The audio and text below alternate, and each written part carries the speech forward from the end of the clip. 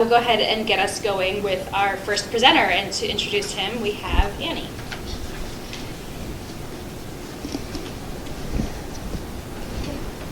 Hi everyone. Brian Mullen is currently working for the Oregon Department of Transportation, ODOT, as a program coordinator with the Consulting Services Unit. He has over 10 years of contract administration related experience, including working as a compliance supervisor and manager on an overseas Department of Defense contract valued at over $7 billion. As a compliance supervisor and manager, Brian consolidated thousands of annual audit results and streamlined internal procedures to directly support external audit requirements while working closely with defense auditing agency field auditors. Before coming to ODOT, he has also worked as a senior contract specialist for the state of Texas under a Health and Human Services contract, conducted compliance reviews for the state of Oregon's small business certification programs, and as a contracts manager on an overseas search and rescue contract. In his free time, he enjoys spending time with his family, friends, and dogs, and also volunteers at the Willamette Humane Society supporting their local programs while the dogs await their forever homes. Please help me to welcome Brian to the stage. Cool. Awesome. Well, good afternoon. I hope everybody can hear me. If not, I can speak up. Just speak up to tell me to speak up. But as awesome Annie said, my name is Brian Mullen. I'm with the Oregon Department of Transportation, the Consulting Services Unit. And a couple housekeeping items before we start. If anything happens, there's a health emergency or anything, we're actually in a pretty good facility for it, short of a hospital. Stop many of the staff members outside. They probably can help you out with CPR if that's necessary. If you need to use the bathroom, right outside these doors, turn right, immediately on your left-hand side. Anything else, drinks, refreshments, thank you, Tracy. They're right there in the back. So today, we're going to be going over simplifying audits as a learning style approach. So for example, if I say the words there, and there, they're all the same, right? But if you read, they're not the same. So with these three words, we can clearly see the differences when they're written down, but not necessarily understand the difference without context when they're spoken. So we have three main types of learning styles from adults. It could be auditory, with the ears, visual, something with the eyes, or it can be kinesthetic, with the hands. And of course, there are varying degrees of those three items mixed with someone's learning style. That can also be the case. Audits and individual learning styles. It's like, may not be something that people think go together, but during the course of this presentation, we'll go over some concepts where the two ideas overlap and how the learning style of an auditor actually impacts the results of the audit findings. So how you respond to the auditor, or lack thereof, actually helps play a role in that final outcome. So if you work in a place with an internal audits like unit, in the end, it's really in your interest to know how to communicate and correspond with them in their language. And of course, vice versa.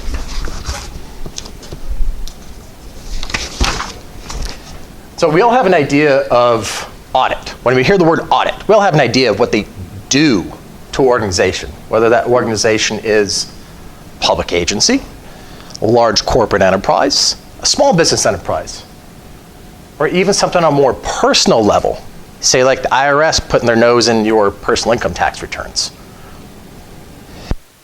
There are some colored note cards on your desk,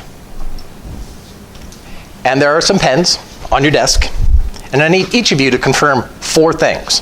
First, you have something to write with. Second, that the card on your table is not the same color as the person next to you. Third, that your card has a number written on it. Fourth, that we're in a table with pairs of 2. Since we have an odd number, I would actually like to ask Mr. Yin, Mr. Wicks, would you move, please, kindly, to Close for Tracy is. I'm sorry, gentlemen. So if you can move actually over here next to Tracy, because that's an odd number. Thank you. Appreciate it.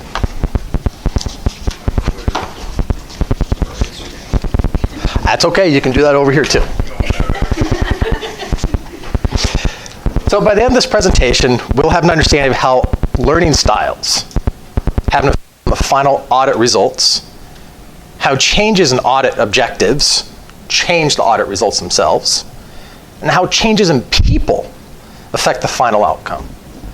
And then how those changes combined also play a role.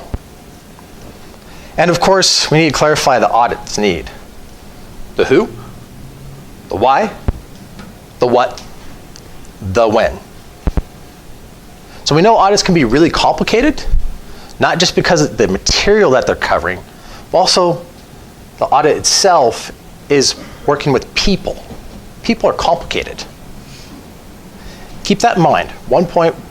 Keep in mind that one major point, especially in the world of government audits, the one thing we can rely on being consistent is not knowing every detail that will occur in the end.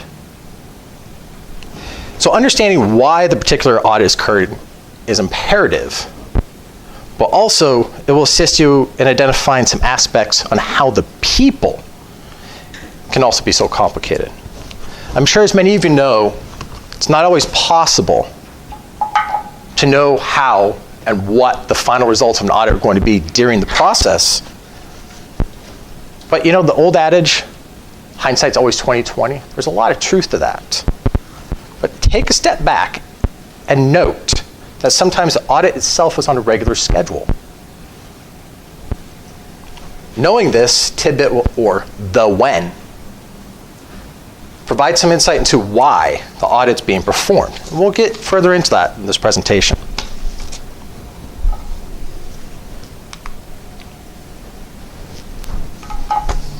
So when you first hear the word audit, what do you think? What's your initial reaction? What are your thoughts? What do you do? It could be uh-oh. It could be something else. It could be, there's a lot of different answers. Do you think someone else is going to be diving deep into your work and what you've done and how you've done that, why you've done it, the methodology, the practice? Or do you go collect information on tasks and projects that you've completed over the past year and get that organized? Or do you go back 5 years or 3 years? Do you look up what the auditor has done, what the auditor has actually finished, what audits they have completed or not? Do you research statute and rule to figure out what the auditor can and cannot recommend and tell you? Is that what you need?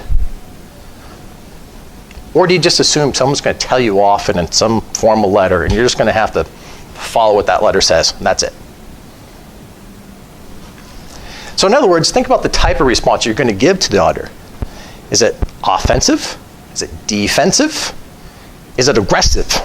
Is it kind of passive? Or some mix? Think for a moment, how often do you see auditors come to some place that they're going to audit without first having something in writing? Whether it be emails, copies of procedures, a draft audit report, whatever. So raise your hand if you think an auditor would actually come to you and start auditing without having something tangible in writing first before they show up. There's reason for that. But first, knowing the auditor has written parameters is imperative.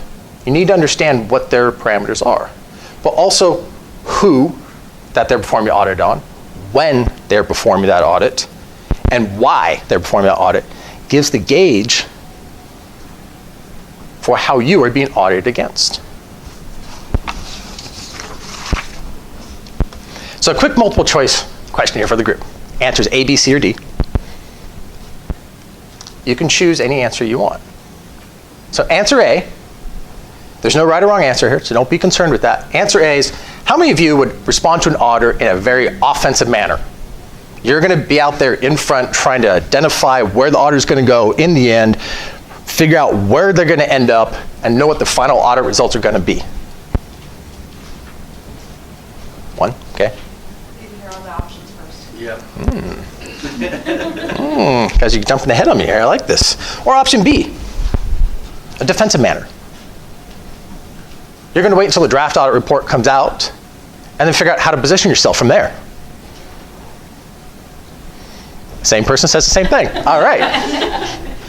Or option C, an aggressive response, meaning you're going to tell the auditor what he or she can and cannot do and why. Or what about a passive response, meaning I'm just going to wait for it to come out and then just fine, whatever, I'm just going to do that. And you're just going to end up doing doing whatever it is. We have a timid group here today, except for one person. I appreciate that. B. B. Huh. E. A. A. Depends on who the auditor is and what the subject matter is. You have read my material. No, I'm kidding. You haven't, but it sounds like you have. But anyway, that really is engaging that auditor's learning style. That option E, or a third option. That really kind of lends into that. That's exactly where I was going with it. So the best combination in responding to an audit really is a mix of it all. You're absolutely right. So audits happen around us all the time, whether we think about it or not, or if we realize it or not. They can be a wide array of ideas, reasons, practices, so on. Essentially, when you're auditing, you are examining, verifying, or correcting something that's occurring or has occurred. When you're verifying something, think a rule or policy. When you're amending something, correction, whether that's a task that's accomplished that you need to change the direction, or examining something. So just like answering the previous multiple choice question, seeking a better understanding of the question itself, why it was asked, really gets down to narrowing the task. Consider it this way. You're watching your post-game report for your favorite sports team, right? Lacrosse, tennis, basketball, football, fill in the sport. How often do you hear, or maybe if you don't, or there's something else related to it, how often do you get the coaches, you hear them talk about transition? You can score points on offense, you can score points on defense, you can score points on transition plays, fast breaks, turnovers, special teams, what have you.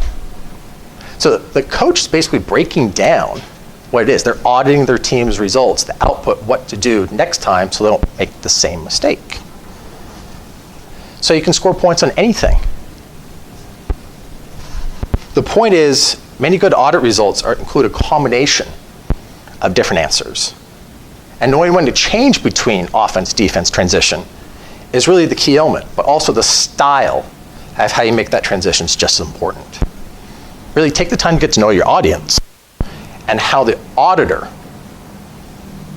processes information, not just you.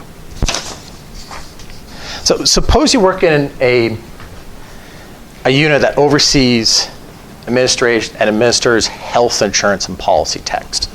And an auditor is coming to your office to verify and to audit that you are following the legal requirements.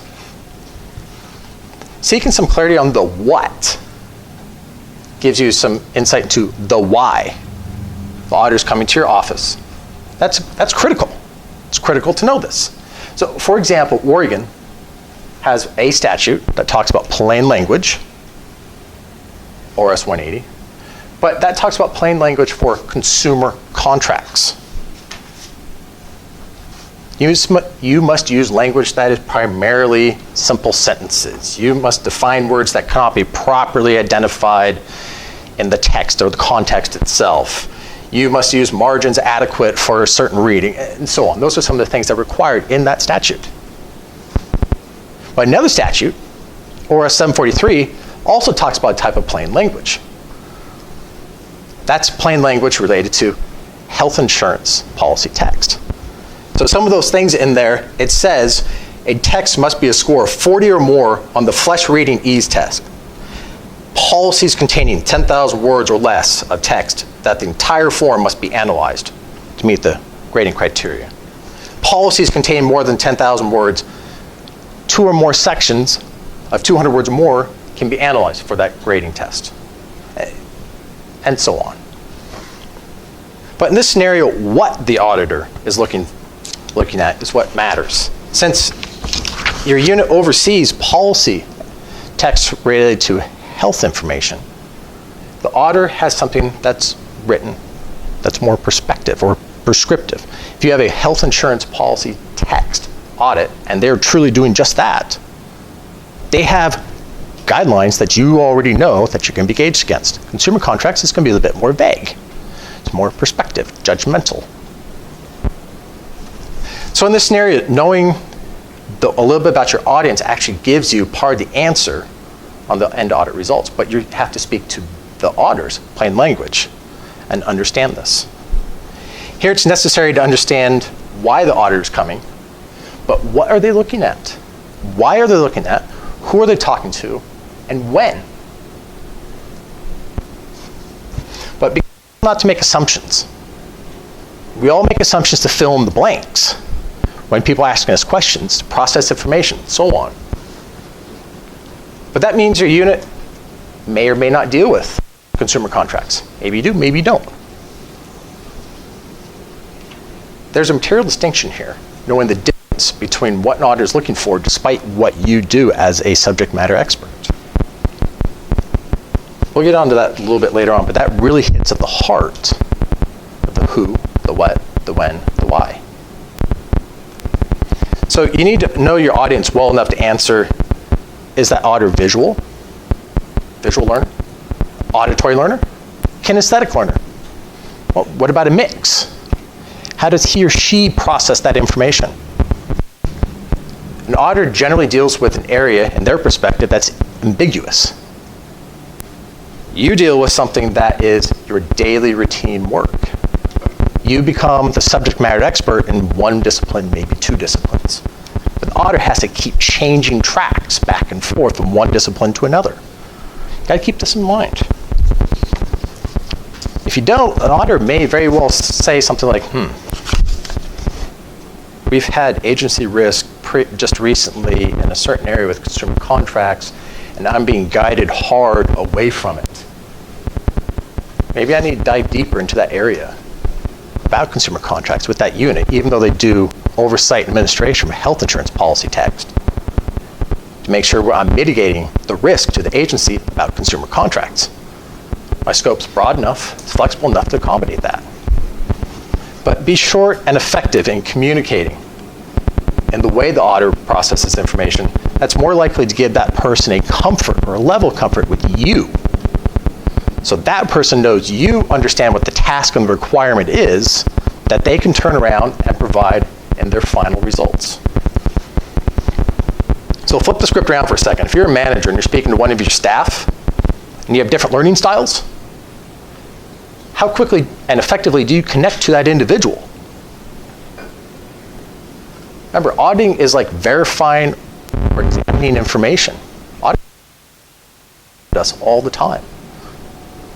So when something is simpler for that person to understand, how quick does it go? Time is always a physical constraint for all of us. So learning something about the auditor's learning style to correspond with an auditor in a particular manner. An auditor may have a huge workload and is diving deep into a particular subject matter that he or she is not the preeminent expert in. Individual auditor has to keep adjusting. That person isn't going to know everything. So you have to help that person out. You have to connect to that person. Keep in mind, whose problem is it really when an audit happens? Whose problem is it to solve? Is it yours? Or is it the auditor's? Or is it somebody else's? If you're the subject matter expert, it's normally addressed to you or to your unit's manager.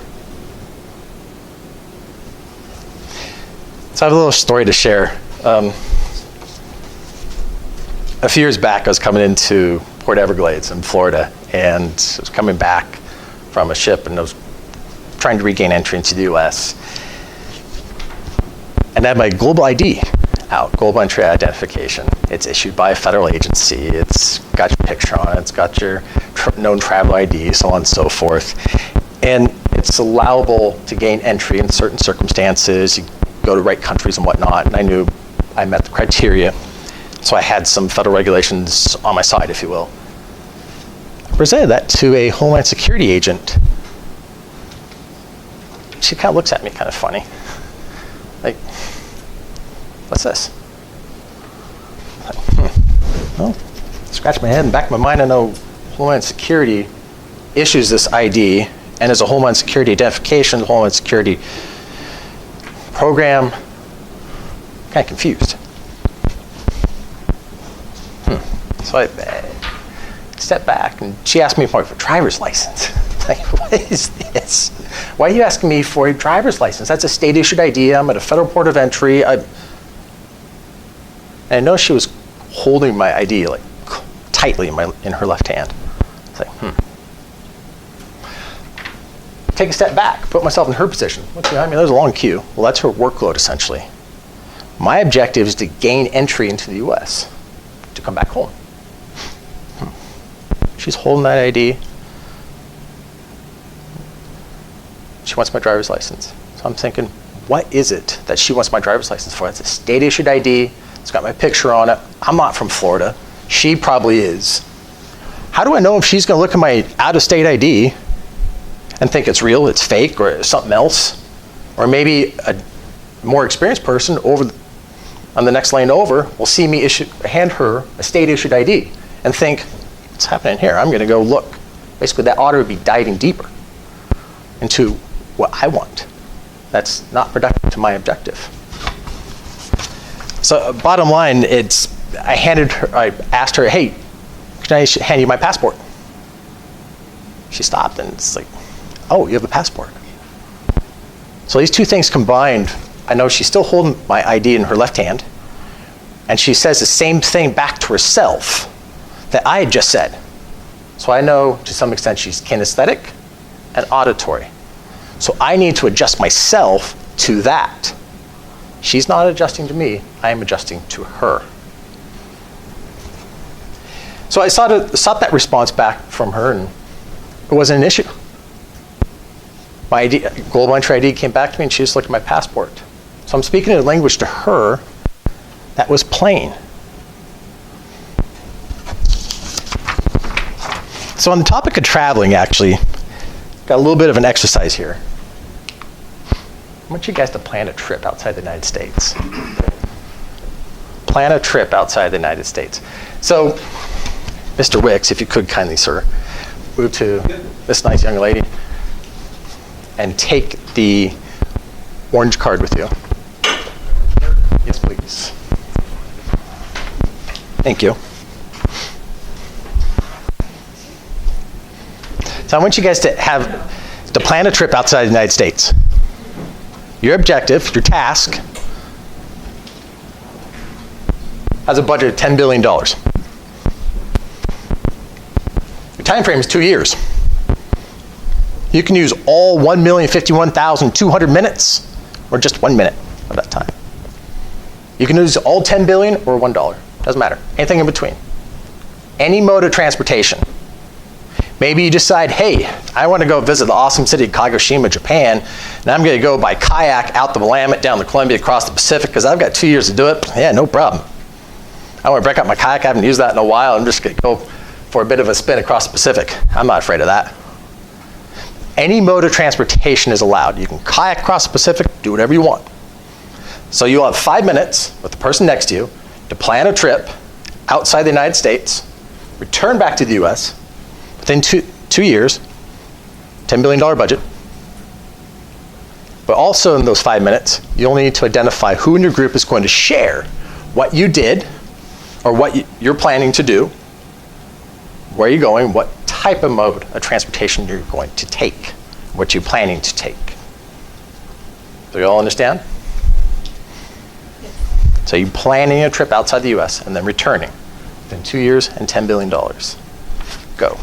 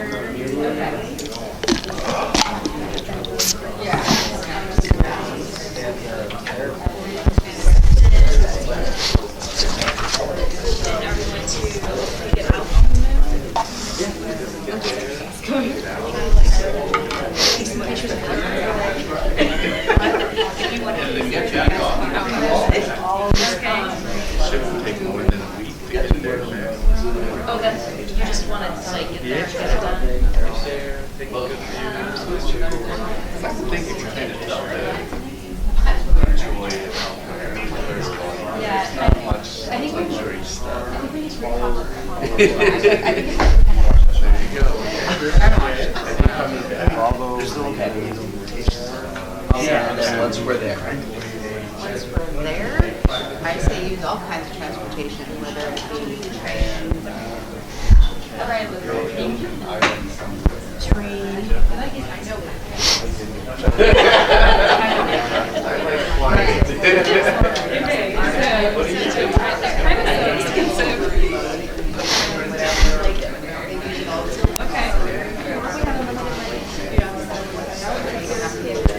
Can we bring some? Okay.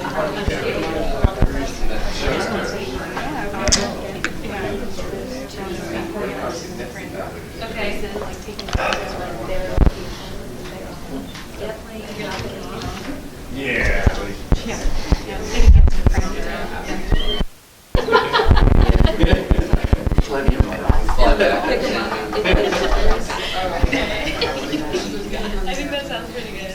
How long do you want to stay until meeting? Are we going to spend the whole 2 years? a month. Okay.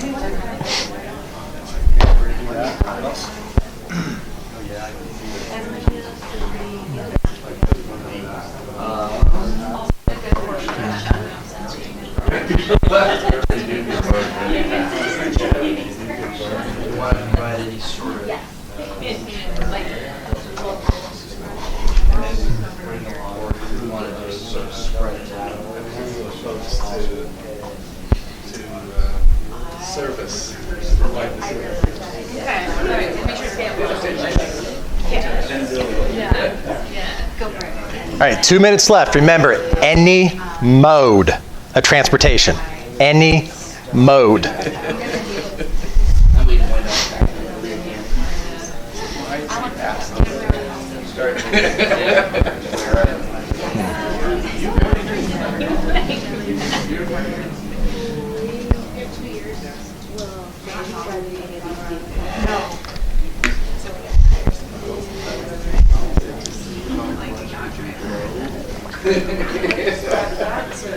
think we're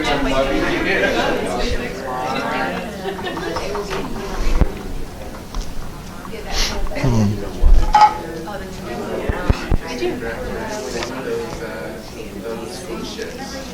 Yeah. You want to be all alone on 2 years? I think I would like. You know what? Well, I think we could have like. We could bring a good amount of people, like thousands of people. So you could still have like a bunch of get down there and then like I don't know, spend time with them and take it out. You can't get those small ships. There are some that All right, 30 seconds. Remember, any mode of transportation. We're going to take the cruise ship. Okay, so no private jet cruise ship.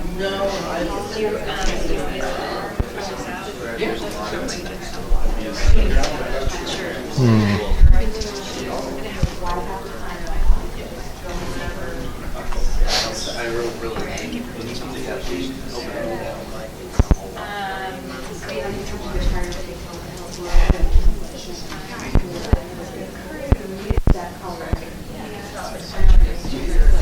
All right, time's up. That was 5 minutes. It goes pretty quick. I noticed actually some of you would write things down. Others would talk to each other back and forth, face to face. Others yet went to another tool they had at their disposal. They went to their phone to pick up a map. So what does that mean? What does that mean? How do you communicate? What's your learning style? If you were an auditor, are you actually looking for a phone or a map or something to see something because you're a visual learner? Maybe you're writing a list because you're also visual. Maybe you're talking face-to-face to somebody eye to eye because you're primarily auditory. Maybe you're making a bunch of, I don't know, props and actually drawing the map or drawing the globe and making a path or route you're going because you're kinesthetic. Maybe some balance in between all of that. So when you go somewhere, it's pretty commonplace you need to have a government ID. Government issued ID. That's pretty common. could be a Homeland Security issued global entry ID. It could be a passport, a driver's license, whatever it is. But why do you take that type of ID with you when you go to different places? Do you take different IDs with you if you're going to your neighbor's house versus to Europe or to Asia? Why? Because you've gone through the experience. You've been audited on it before. Remember, you're examining information, you're verifying it, or you're making sure it's correct. You're changing yourself based upon a past experience, so you don't repeat the same mistake. So in a sense, going through customs, it is akin to passing an audit. So first you do something, things change, whether it's the law, the people, or whatever, or maybe both, and you change and adapt to that. It's basically an audit. So at a border crossing, you're being audited by somebody you don't know, who you've probably never met before, very well may never meet ever again. And you're being gauged on your travel ID or travel documents based on what that person knows to be correct, what that person knows to be the law, what that person knows in order for you to cross the border for your objective, regain entry into the US. That person could be completely wrong and not know it. But does it really matter at that point in time? Does that person, in effect an auditor, knowing the law or not knowing the law, what you can and cannot do, does that really lead access to your objective of re-entry? Or do you need to adapt to it to meet your objective? And how do you do that? So depending upon the auditor's learning style, you need to figure out on the fly how to communicate to that person as you go. Maybe just talking to them doesn't work. Maybe you need visuals. Maybe you need to pull up a map on your phone. Maybe you need to talk to the person eye to eye. Maybe you need to, what it is. You need to figure that out and communicate to them in that style. That's your advantage. That's towards your objective. So remember, it's not the auditor's problem to solve the issue. It's yours. You're the subject matter expert. It's your name in the audit letter, not the auditor's. That's a huge difference. So let's say in a, like right here, if someone's pacing back and forth waiting for this conference room, they're walking back and forth, back and forth, back and forth. And you're a visual learner, and you're an auditor. What is that person communicating to you? But is it really? Time to be out, time to be done. And what's the priority? Is what you're doing more important? Is what they're doing more important? You don't know, but that person's clearly communicating something to you because it's your learning style. So you hear people say things in various manners, continuous process improvement, or implement new processes and procedures and whatnot. It's akin to like changing some of how you approach an audit because the requirements are changing, so you need to adapt to those requirements. So audits, whether realized or not, occur around us all the time. All the time. They're just, maybe we realize it, maybe we don't. Again, it's examining or correcting an action or an item that has occurred. So let's start sharing some of your travel ideas here real quick. We're going to start with the highest number of cards to share first, but keep in mind, please be short, concise, 30 seconds. Who's going to present? And we'll go down numerically, down to number 1 from 10. And give us what you're doing, bullet please, real quick, what type of transportation you're taking, and how long you were doing it. So ladies. Okay. So we were going to do a loop, not totally around the world, but close. So we are traveling by car to Portland. We're jumping on the plane, going to LA. Then we're going to jump on a cruise ship and go to China. We're going to take the train across up to Russia. Once we get into Russia, we're going to do a tour bus ending in Denmark. Now you know why I had to have my phone. And then from Denmark, we're going to fly to Greenland. And then in Greenland, we're going to jump back on a cruise ship to go to Halifax. And then from Halifax, we're going to fly to Portland. Awesome. So different types of transportation, lots of schedule. Under budget, over budget?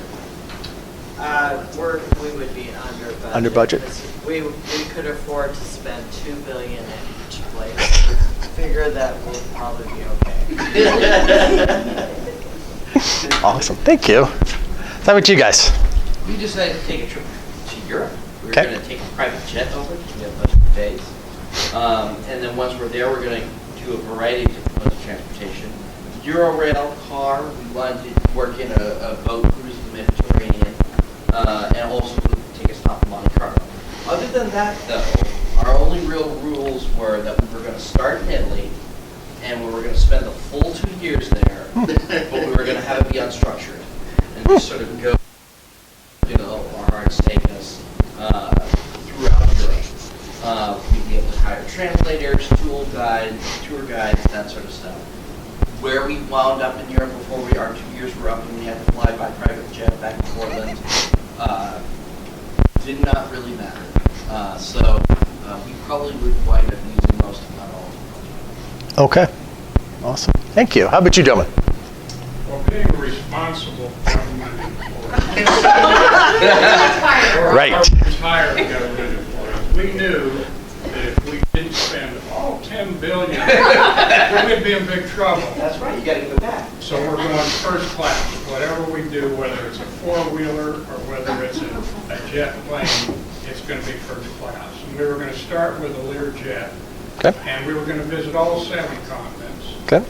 And we were going to go with a Learjet and start in Australia. And generally just weave our way wherever the mood took us, so that we, within a 2-year span, covered all 7 continents. We had transportation from carts in Africa to dog sleds in Alaska and stuff in between. All First class. First class dogs.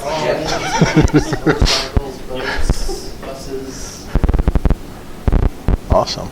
Well, thank you. So you're going to be at budget. That's what I heard there. All right, how about you two? Same here. We're going to get that budget. We're going to fly. We were both fans of Amazing Racing, so we're going to fly first class. We're actually going to rent a jet. Okay. We don't want to buy one. We're going to just rent it. Okay. We're going to follow seasons 7 and 8 of Amazing Race around the world, so twice. And every stop, we're going to have a private helicopter drive us, fly us around to all the sites we need to see. Very lackadaisical, very smooth, but we're also going to do all the tasks that the people of the Amazing Race took care of. Yeah. All right. We're probably going to go over budget. Only for one meal. It's only bugs. Awesome. Thank you. How about you two? Okay. So outside the atmosphere, and we're going to the moon on Yes. Space Flight X, which is the new passenger shuttle, the rocket that they're taking to the moon.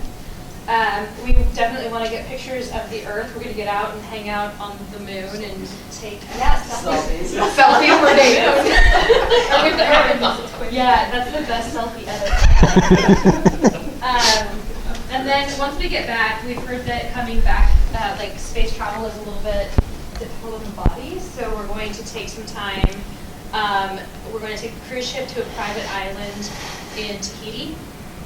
And we're going to bring our significant others on this trip, but not kids. No. and we're going to bring a nice big service crew that's very well paid to take care of us on the island as we recover. Awesome. Sounds pretty good. Yeah, you might be over budget. Uh, Just a little bit over budget. So I think we'll be good. Awesome. How about you two? Okay, so we are going to buy a private jet and a yacht Okay. because we got 10 billion, right? We're going to hire staff to fly us around and the crew. We're bringing our families with us. We're hitting we're going to try to time our travels at different festivals. And We also thought that it would be important to experience the culinary scene from street food to fine dining and each of the 7 continents.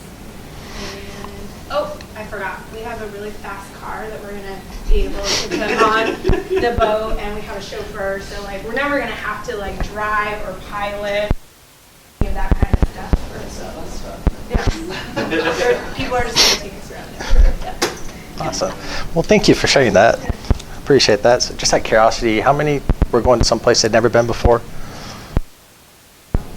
Anybody going back to someplace they had been to before? Yeah, raise your hand, Kevin. Okay. So lots of us wanted to go someplace new. A few of us wanted to go to someplace repeated, but both, right? So is there a difference there? Do you have to adapt your learning style to those different places? You're going to different countries. Different countries have different requirements. What are those requirements? What is that customs agent going to do auditing you, and how do you meet that objective to enter into that country? You're being audited. Someone is examining information against you. So narrow the ask. Narrow the ask will help you understand the auditor's needs and objectives, but it will also build a formed rapport. But don't hang your hat on rapport building with an auditor. It's a two-way street. You, as a subject matter expert, and the auditor, it goes both ways. Perhaps the auditor is under political pressure and doesn't yet know how to navigate those political landmines. Sometimes audits are used as political leverage points to help justify a directive or bulletin, a management mandate. But don't answer this out loud, but think to yourself your initial reaction planning a trip outside the United States. Think to yourself what your first couple steps were. Did you make assumptions? Let me ask again, did you make assumptions? So answer it to yourself, but did you make assumptions? And what were those assumptions? Why did you make those assumptions? And what made you react to those assumptions? How did you react to them? You're planning a trip outside the United States. Did that person next to you influence part of your decision? Why? Why? You need to understand why. But the objective or the ask is horribly vague. You had a seemingly endless budget. Some of us were government employees and wanted to eat up the budget. That's cool. It's available. And you had 2 years to do it. But you didn't have to use all the money. You didn't have to use all 2 years to do it. Your objective was to plan a trip outside the United States.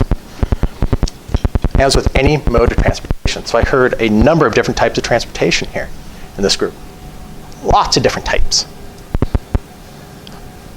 But kayak was the only form of transportation stated or said to this point.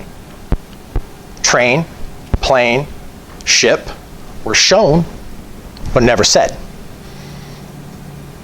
So that really plays into your learning style. So are you looking at something and going, oh, yep, that's it? Or are you listening to something? Or you're doing something kinesthetic, like you're pulling out your phone to look at a map. What's your level of the mix there? These are the sorts of things you need to understand and how to communicate to the auditor to meet your objective.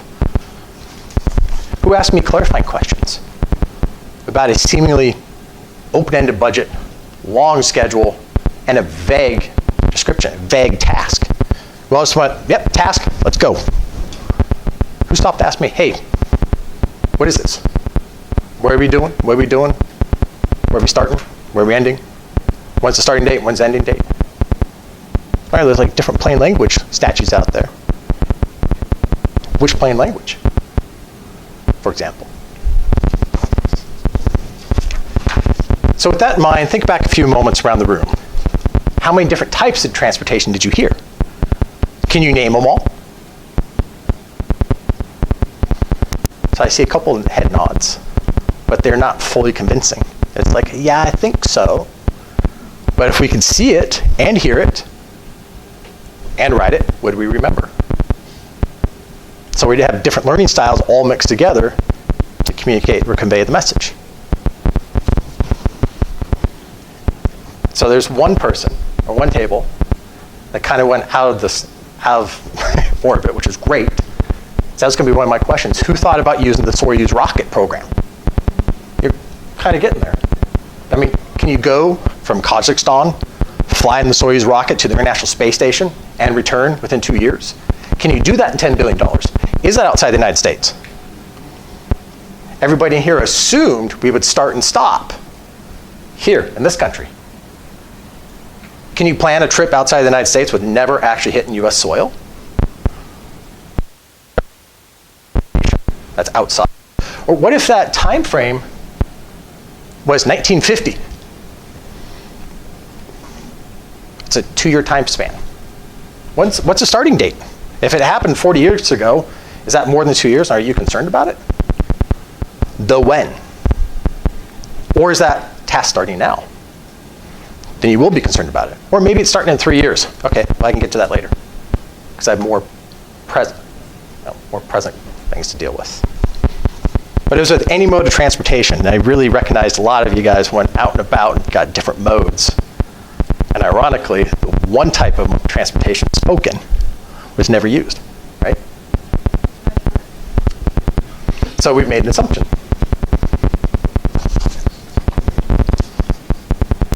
So it's certainly a slippery slope asking questions to an auditor. But in a way, by not asking questions, you are in effect showing your hand in the same way. So for example, some of us may know the ODOT 5-year vision in the first bullet flat out states, quote, specifically, we have a high-performing collaborative workplace where staff at all levels are aligned in our shared mission. Staff at all levels are aligned in shared mission. That's talking to accountability, ownership, that sort of thing. But you should not expect to be able to change somebody else, but you can always change and influence yourself. That's always an option for you. If communication style is not working, you might need to adjust. But for those of us who do know, how many different styles was that 5-year vision communicated to us? Who's gauging us? Who's auditing us? But who's ultimately responsible? It's been spoken. It's been written on reports, websites, whatnot. So auditory people can hear it. Visual people can see it. And then we have those little triangle deals that a lot of us have on our desk so we can touch it. So it's appealing to multiple types of learning styles. So we get audited, engaged against it later. The objective's been met. Saturation is a whole different topic. But the objective has been met. There's always the human element out there to complicate things. But by engaging in a different learning style with the auditor, you're broadening your ability to convey the message that needs to be conveyed in a way that's plain language to the auditor. Remember, it's a verification of words. It's a verification of something. That's an audit in its basic, truest form. Again, whose problem is it to solve? The problem at hand. Whose task is it? Whose name is on that letter? Who is it sent to? Why is it sent to that person? And what's the content of it? When is that letter sent to that person?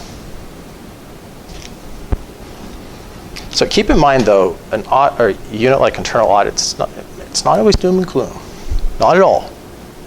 Not at all. Bigger picture could be a vehicle or mechanism to help protect you and the agency or entity, whatever the organization is, against another audit, say like the feds or something, at a later date. It's sort of like trying to use a global entry ID. I'm using Homeland Security requirements, Homeland Security ID, Homeland Security program, gauged against, audited, against the Homeland Security agent. That didn't work, so I went to the Department of State. Passport. Different set of requirements. I changed the style that I thought she might already know. She did. No. If I gave her something to hear, I gave her something to touch. Therefore, she understood. But a little bit of irony, I doubt she even remembers me, so I would call that a check in the pass column. I mean, look at the key behind me, she was probably just daunted. But anyway, narrowing the ask provides us a bit of an understanding of what we need. The why, the who, the what, the when, This answers a lot of those questions that we don't really know about an audit, but gives us clarity to meet the audit objective. So what do we want? We want a passing grade. We want to be satisfactory. We want them to go look at somebody else. So for the last little group exercise, I'd like you to look at the color on the card in front of you. A couple of you may have already done this exercise or a similar way. And for those of you with a yellow note card, you will be receiving information. You'll be receiving the message. You do whatever. You can do anything. Yellow card, do whatever. Anything you want. Knock your socks off. Open-ended. Orange card. You'll be delivering a message. I need you to put your palms flat on the table. Orange card. I need you to have your lips sealed like this. Just like that. Cannot speak. You cannot roll in your chair. You cannot stand up. Okay, we all clear so far? So now, orange cards, I want you to convey a song to the yellow card. Yellow card, you'll have 45 seconds to figure out what song that is. Go. Okay, done.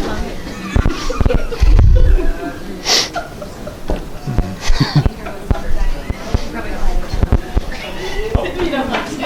I have no parameters. I mean, unless you want to.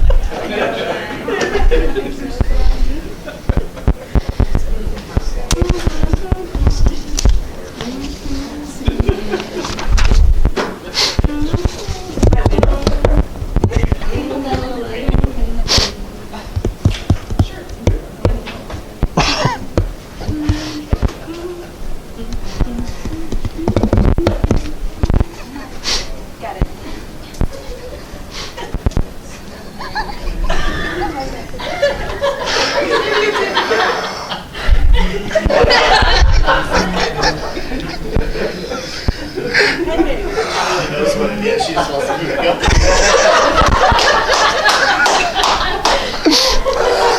Awesome, thank you. Actually, I'll call attention back. That was fantastic. That was pretty amusing. So I know some of you got the song. Raise your hands if you were able to understand the song the person's trying to say. Okay, a few.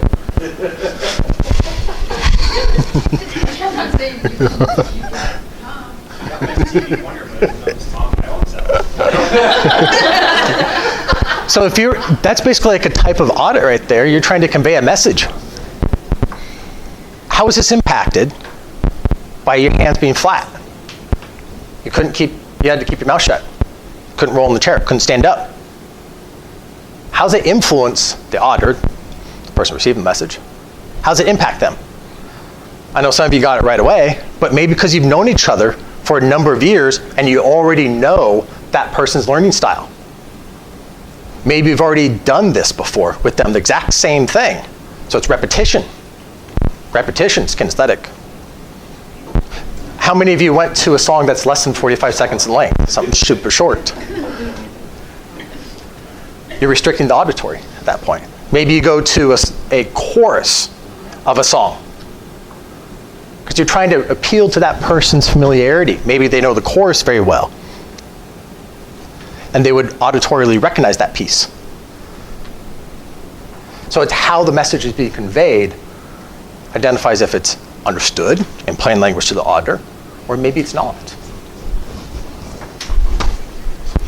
So how's this little exercise relate? The point is when learning styles are restricted, orange cards, it's a lot more challenging to convey that same message.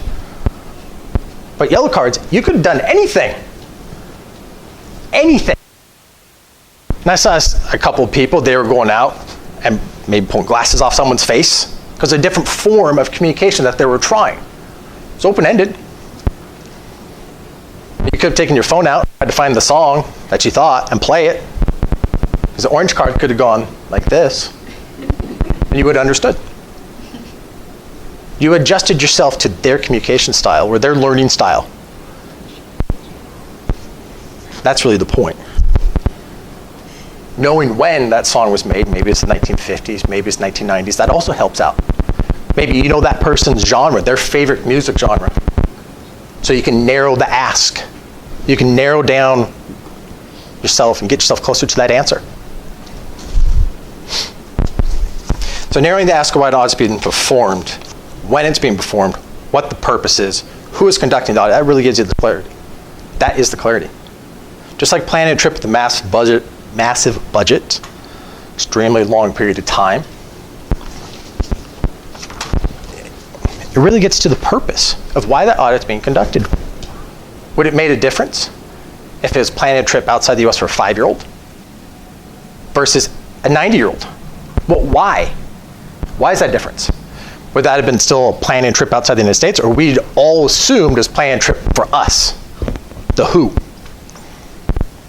We all made assumptions to fill in the who, the when, the why, the how.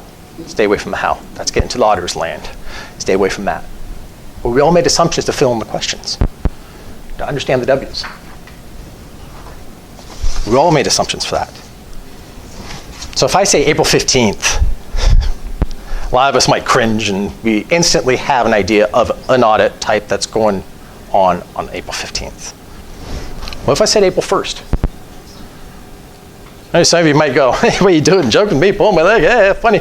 Well, what if you add the year into there? April 1st, 2018? Playing a joke with me. April 1st, 2020, the when, that makes a difference. On or about April 1st, 2020, the U.S. Census Bureau will start the next census. That's still an audit. Who lives where?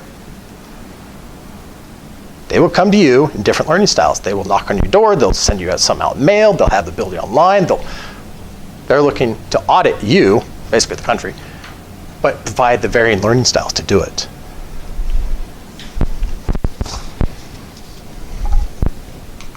So summing things up, I'm short on time. Stay focused on the who, the what, the where, the why. Be inquisitive. It's okay to ask. Clarify, clarify, clarify with the auditor. Figure out their learning style. And if you still need to clarify again, clarify some more. That will impact the final results. Because if the task is plan a trip outside the United States, we're still making assumptions. It's for us. It's for now. But the task was just plan a trip outside the United States. We need to appeal to different learning styles to make sure we actually truly meet the objective. If we don't understand the objective, clarify it. Narrow the ask. But anyway, that's the end. I'm short on time, and I do need to be cognizant of that. Thank you for your time. I appreciate your interaction, some of the comedy. Thank you very much. And I appreciate your time today. Thank you so much.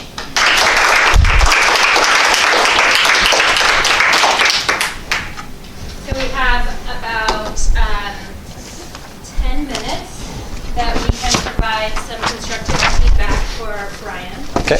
You can sit wherever you like, stand or sit. I'll stand. And so if you are providing feedback, please keep it brief because there are lots of people in the room and we don't want one person dominating that whole 10 minutes. We do need to keep on schedule. So if anyone would like to provide any